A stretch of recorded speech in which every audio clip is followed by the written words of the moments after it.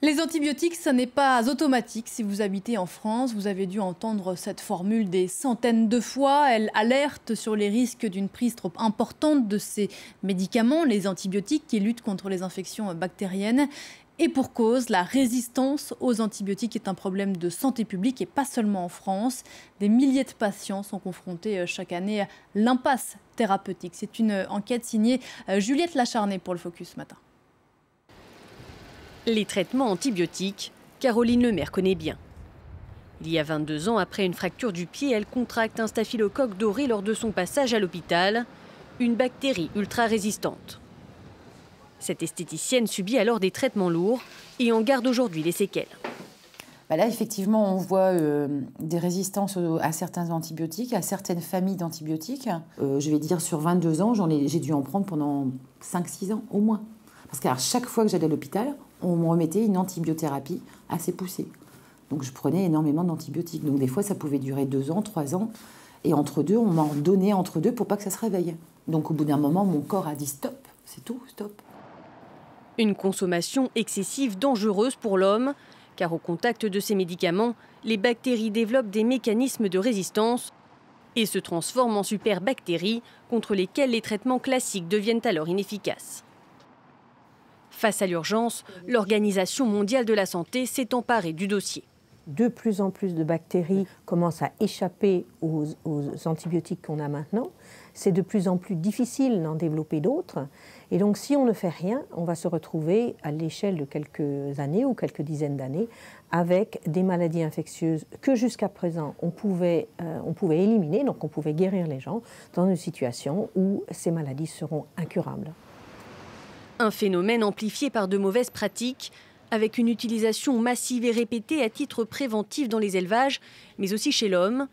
En France, les antibiotiques seraient responsables de près de 12 000 décès chaque année et leur consommation continue d'augmenter. On ouvre la bouche, allez Adem. Pour lutter contre le phénomène, le docteur Crayou préconise le streptotest, un kit pour dépister les angines virales et éviter les mauvais diagnostics. Donc là, voilà, c'est un test négatif. Avec un seul tiret, c'est le contrôle du test. Donc ça prouve que c'est une angine virale. Donc une angine virale, elle ne nécessite pas un traitement antibiotique, qui sont inefficaces dans ces cas-là. Mieux encadrer les prescriptions, un enjeu de taille à relever pour les pouvoirs publics, car quand plus rien ne marche, c'est l'impasse thérapeutique pour les malades. Il y a 10 ans, quand le pied de Caroline Lemaire s'infecte de nouveau, la sentence tombe.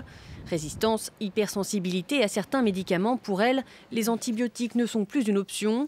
Cette fois, il va falloir amputer pour contenir l'infection. Quand vous tenez une prothèse dans vos mains et puis que vous sortez d'entre la vie et la mort, vous vous dites c'est mon ultime recours peut-être, mais peut-être que ça ne marchera pas. Et c'est là où j'ai rencontré un ami qui m'a parlé de la phagothérapie, qui m'a fait rencontrer l'équipe médicale, qui m'a sauvée et qui m'ont sauvée à titre compassionnel. Ces sauveurs, ce sont eux. En France, le docteur Dublanchet et le docteur Pathé se battent depuis une quinzaine d'années pour que la phagothérapie soit reconnue comme une alternative sérieuse. Cette suspension, c'est exactement celle qui a été utilisée pour Madame Caroline Lemaire, qui en fait a reçu en fin d'intervention des bactériophages dans sa plaie directement et qui ont tué donc les bactéries qui étaient présentes. Les bactériophages, des virus guérisseurs tueurs de bactéries. Ces échantillons viennent directement de Russie. Ça fait combien, 840 roubles? Ça fait pas grand-chose, hein, ça doit faire 20 €. Couramment utilisés en Europe de l'Est, ils sont pourtant interdits en France. À l'époque, pour sauver le pied de Caroline Lemaire, les deux médecins décident alors d'opérer en catimini. C'était une pratique qui n'était pas autorisée, avec des produits qui n'étaient pas autorisés, qui n'étaient pas validés par l'agence du médicament. Et donc l'on ne pouvait théoriquement pas utiliser. Et c'est un problème qu'on continue à rencontrer aujourd'hui et qui est un problème vraiment dramatique puisque nous avons des dizaines et des dizaines de patients qui devraient pouvoir bénéficier de ce traitement et qui ne peuvent pas.